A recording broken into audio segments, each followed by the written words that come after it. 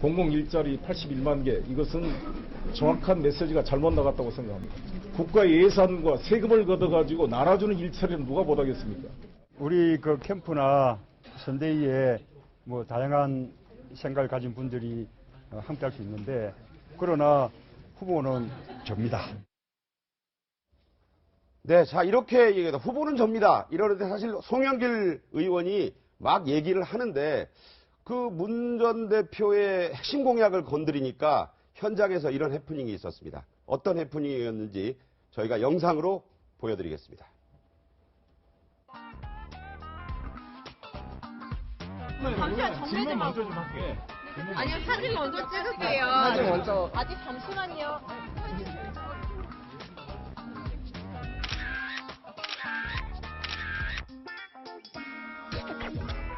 메시지가 잘못 전달됐다. 그러나 후보는 접니다. 그런데 좀 그리고 전인범 전 사령관이 안 해본 심화진 잠시만. 잠시만요. 제가 그 부인을 뭐 전문용어로 모신 바는 없습니다. 여기까지 하시죠. 여기까지 하시죠. 한 번만. 예, 죄송합니다. 그 앞에 그 방송용 때문에. 좀만 열어주세요. 자, 내가 가만히 열어주시고. 그만 받는 걸로. 자, 문재인 전 대표는 저렇게 또 그만하시죠 하고 송영길 의원이 얘기하는데 또 측근들이 나서서 자, 여기까지 하겠습니다. 이렇게 하니까 현장 기자들이 이게 뭐냐 도대체 하면서 공식 항의 성명을 냈습니다. 바로 이런 내용입니다. 네, 보시면요. 기자들이 질문하는 것 자체를 막아서는 것은 언론의 자유를 강조하는 문 전 대표의 언론관 자체를 의심하게 만든다. 스태프들의 과도하고 연이은 질문 저지, 아까 보신 것처럼 질문 저지는 문 전 대표가 정해진 메시지만 전달할 뿐이고 비전과 정책에 대한 이해가 부족한 것이 아니냐는 오해까지 불러일으킬 수 있다는 점에서 작은 문제가 아니다. 이렇게 얘기했습니다. 그래서 이런 두 개 항을 요구했어요. 이날의 현장 상황에 대한 문 전 대표 측의 공식적인 사과를 좀 요구한다. 두 번째, 문재인 전 대표에 대한 접근과 질문 기회를 원천 봉쇄하는 것을 금지하는 그런 조치를 취하는 등 다시는 이런 일이 일어나지 않도록 대책을 세워달라. 그래서 만약 이런 점들이 받아들여지지 않으면 현장 기자들은 문 전 대표 측의 질문 기회 원선 봉쇄에 대한 문제 제기를 전체 언론사와 공동으로 요구하는 것을 포함해서 후속 조치를 논의하겠다. 이랬습니다. 예, 저거는 좀 측근들이 잘못하는 거예요. 지금 이 나라가 왜 지금 이렇게 난국에 처하게 됐습니까? 대통령이 사람 잘못 써갖고 그런 거 아닙니까? 근데 더군다나 송영길 의원이 총괄 선대본부장으로 얘기하면서 처음으로 마이크 잡고 얘기한 게 뭐예요? 무슨 삼철이네. 이쪽 문재인 쪽에도 뭐 비선 실세가 있는 애. 그러면서 삼철. 그 삼철이라는 게 누군지 다 알잖아요, 우리가. 마지막 제 철자 들어가는 분. 그러니까 청와대 문고리 3인방과 같은 존재 아니냐 이렇게 얘기를 한 건데 저렇게 이제 차단한 건 잘못이고요. 저는 또 그 전하고 싶은 메시지만 전한다는데 후보는 접니다. 이것도요 좀 잘못된 발언 같아요. 왜냐하면 송영길 의원이 문재인이 아니라 내가 후보입니다 이렇게 얘기한 적이 없잖아요. 그 문재인 대표의 대표적인 일자리 공약에 대해서 이게 좀 공약 정책적으로 문제가 있다 이렇게 얘기했으면은 우리 캠프 내에서 충분히 토론을 통해서 결정을 하겠다 이렇게 얘기하면 되지. 아니 그게 옳은 얘기고 틀린 얘기고 후보는 아니까 이걸로 됐죠. 후보는 접니다. 그 얘기 다음에 이걸로 됐죠. 그럼 내가 결정하면 다 된다. 내가 결정하면 여러분은 따라야 된다. 이 박근혜식 접근하고 뭐가 달라요, 그럼? 네. 일단 송영길 의원의 어떤 그 일자리 창출과 관련된 비판 그리고 전인범 부인의 어떤 구속과 관련된 이런 것에 대해서는 좀 대응을 적절하지 못하게 한 것 같아요. 일단 탄탄대로 가고 있는 문재인 전 대표에게 약간 장애물이 하나씩 나타나고 있거든요. 그러면 그 장애물을 돌파하는 데 있어서 굉장히 전면적으로 가야 하는데 이걸 회피하려는 의도 자체가 결과적으로 이제 본인의 어떤 전달하는 메시지가 일방적인 것밖에 되지 않는다. 이제 그런 비난 가능성이 있다고 봅니다. 그리고 그날 송영길 의원이 그 일자리 창출 말고도 사드에 대해서 좀 질문을 받으려고 그랬잖아요. 그런데 그걸 굉장히 막았단 말이에요. 그 자체는 지금 계속 국민의당이나 다른 쪽에서 패거리 정치에서 굉장히 공격을 많이 하잖아요. 그러면 결과적으로 당 자체 내 아니면 캠프 자체 내에서 언론을 막으려는 그런 어떤 인식이 돼 있지 않냐. 그 부분에서 비판을 받을 가능성이 크다고 봐요. 그래서 네. 문재인 대표는 일단 지금 대세론에 있는데 대세론의 주제답게 지난번에 뭐 TV에 출연 요구했는데도 불응하고 또 광주에서 더불어민주당 내 대선 토론자들이 어떤 토론을 하자고 했는데도 거기도 불응했지 않습니까? 근데 적극적으로 나가서 국민한테 메시지 전달하고 내가 이 정도 사람이다. 대통령을 할 만한 사람이라는 것을 적극적으로 보여주는 게 옳다고 봅니다. 자, 새누리당에서도 대변인이 논평을 하나 내놨습니다. 어떤 얘기냐면요. 이 부분이 이제 공격의 빌미가 또 된 것 같은데 문 전 대표가 서민들은 언간생심 꿈도 못 꾸는 고가의 명품 안경테를 쓰고 있어서 의아했다.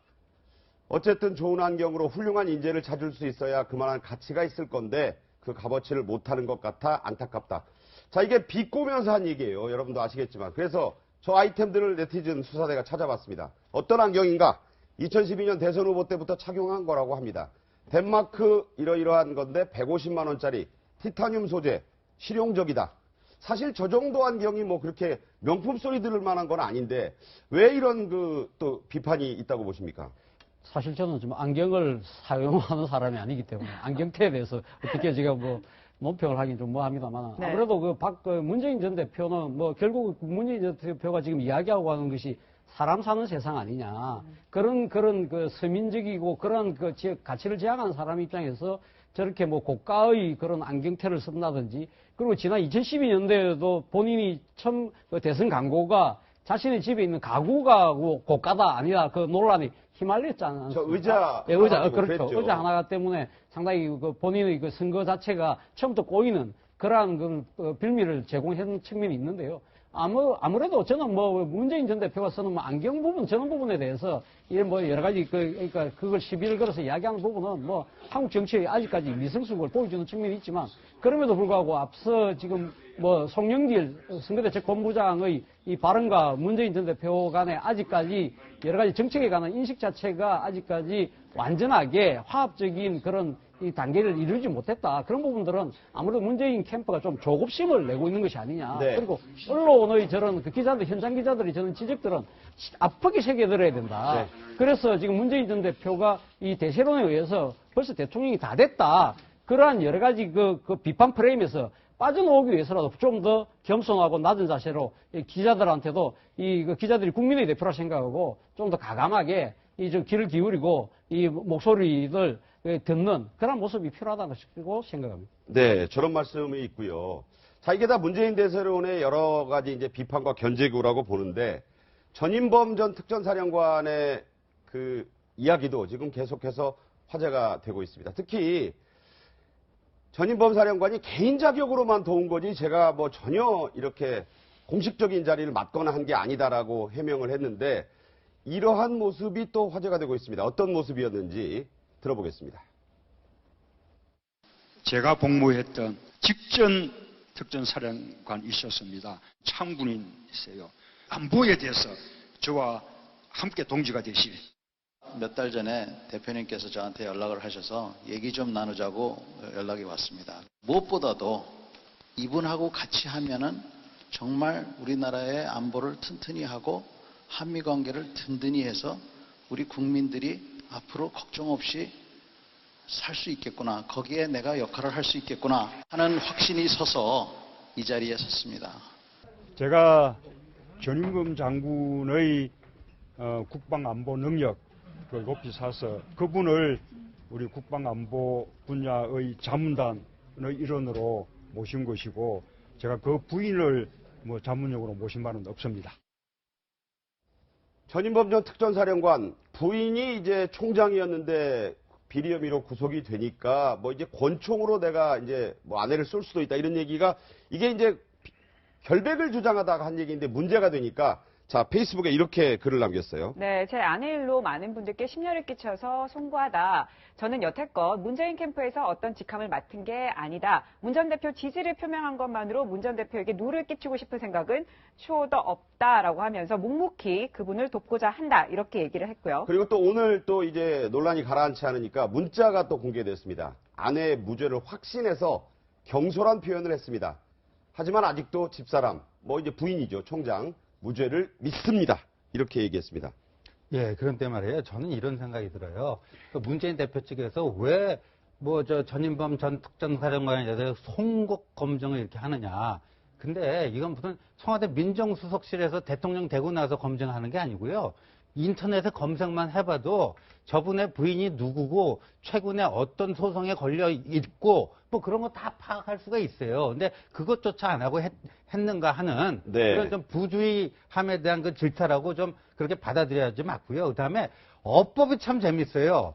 부인을 자문역으로 모신 적이 없다. 아니, 누가 그걸 몰라요? 누가 그렇다고 그거 갖고 지금 시비 거는 게 아니잖아요. 근데 이 전인범 전 사령관도요, 북콘서트 할 때 문재인 대표가 빨갱이가 아닌 건 분명합니다. 아니, 저는 문재인 대표 빨갱이라고 생각 안 하거든요. 대한민국 사람들 중에 도대체 몇 %의 사람이 문재인 전 대표가 빨갱이라고 생각한 적 있는가? 그러니까 굳이 국민들이 관심 있어하고 알고 싶어하는 부분에서 해명을 하는 게 아니라 어떤 극단적인 상황을 이렇게 해놓고 이건 아니다라는 식의 화법이거든요. 근데 그거는 썩 그렇게 솔직하고 진솔된 진정성이 느껴지는 화법은 못 된다는 거죠.